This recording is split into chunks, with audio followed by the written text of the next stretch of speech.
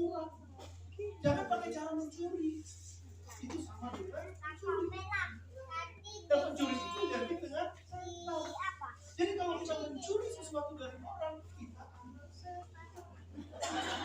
Tapi kan kenapa enggak? Iblis yang menjadi bapakmu, kata Yesus. Iblis yang menjadi bapakmu. Karena kamu mendusta, karena kamu pakai cara-caranya, itu iblis. Jadi kalau kita para pemimpin yang tempat itu termasuk saya, kalau kita memimpin dengan cara dunia ini, tidak ada bedanya kita dengan setan. Tapi Tuhan sedang mengajar kepada kita untuk memimpin dengan cara Yesus, bukan dengan hati yang tidak, dengan hati yang berbeda. Dan ini nilai GSJA di Indonesia. Rendah hati. Rendah hati itu bukan yang ini. Saya malu nih, saya rendah hati. No, rendah hati bukan itu, saudara. Rendah hati itu tidak menempatkan diri kita lebih tinggi daripada orang lain.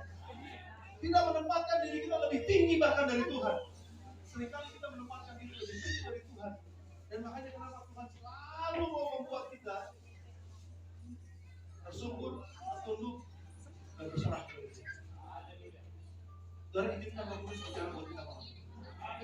Yesus sedang mengajar kita untuk menjadi hamba, supaya kita memperoleh kehidupan, hidup dalam segala kehidupan. Dan caranya bukan pakai cara dunia, tapi caranya pakai cara kerajaan surga. Yaitu datang merendahkan diri di hadapan Dia. Dan itu yang Yesus lakukan. Saya tutup dengan satu ayat. Yohanes 13 ayat 13 sampai 15. Kamu menyebut aku guru dan Tuhan, dan katamu itu tepat. Sebab memang akulah guru dan Tuhan, kata Yesus.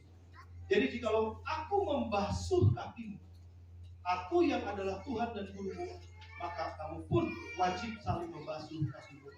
Sebab aku telah memberikan suatu teladan kepada kamu, supaya kamu juga berbuat seperti yang telah kuperbuat kepadamu. Yesus memberikan teladan buat kita untuk hidup sebagai hamba. Datang bukan untuk dilayani, tapi datang untuk melayani.